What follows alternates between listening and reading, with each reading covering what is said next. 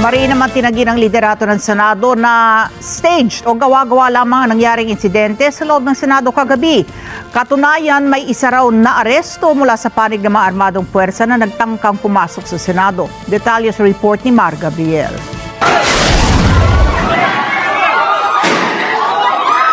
Mag-aalas 8 kagabi nang umalingaw-ngaw ang magkakasunod na putok ng baril sa ikalawang palapag ng gusali ng Senado.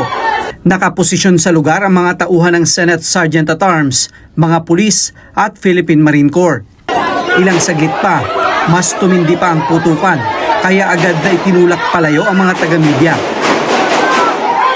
Nakita kasi perceive pa lang ha. Wala yung perceive NBI agents. Nakayan, sir? Yes, pa-retreat, nagpaputok. Wala na po sila sa building, sir. Is that safe to say? Yes, hopefully. Pero secret naman yung area. Kaya Agad na dumating sa Senado sina DILG Secretary John Vic Rimulya at PNP Chief General Jose Melencio Nartates para makipagpulong kay Senate President Alan Peter Cayetano. Magkakasabay din silang lumabas kasama ang ilan pang senador. Armed men tried to enter through the second floor but were stopped by the OSA. They had firearms with them, but the OSA fired a warning shot. They retreated at the back and then started firing indiscriminately in the air. Now, do not have a definite count of how many tried to Number two, there are no casualties. None. No one was hit, no one was wounded, no one was killed. Sabi ni Cayetano, kasalukuyan silang nagmi-meeting ng mga kasamaang senador kaugnay sa impeachment nang mangyari ang insidente. Pero bago ito, may mga senador daw na nakatanggap ng babala na umalis ng maaga sa Senado. So sabi ko, please don't believe that because the last thing anyone wants is yung gulo.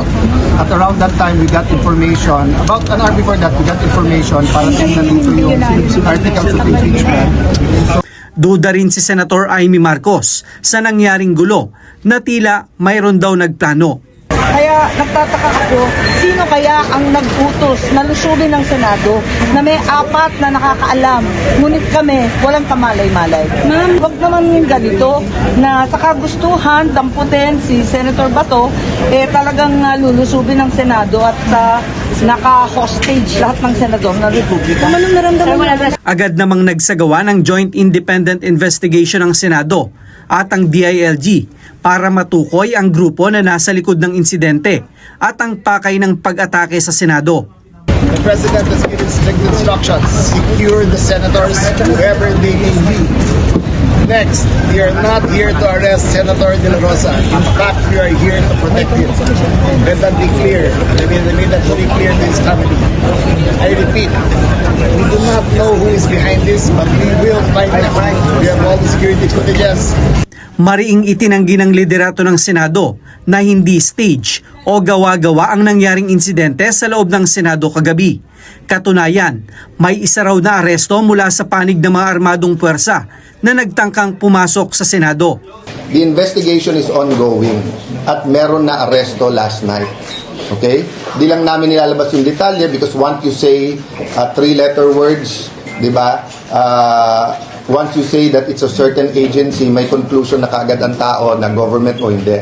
Kaya nga independent and let's not jump into conclusions, okay? Kanina, personal na ininspeksyon ni Cayetano ang pinangyarihan ng insidente matapos itong maiproseso ng mga tauhan ng PNP Forensic Group. Mar Gabriel, para sa mata ng Agila. Matatag, matapang, matapat.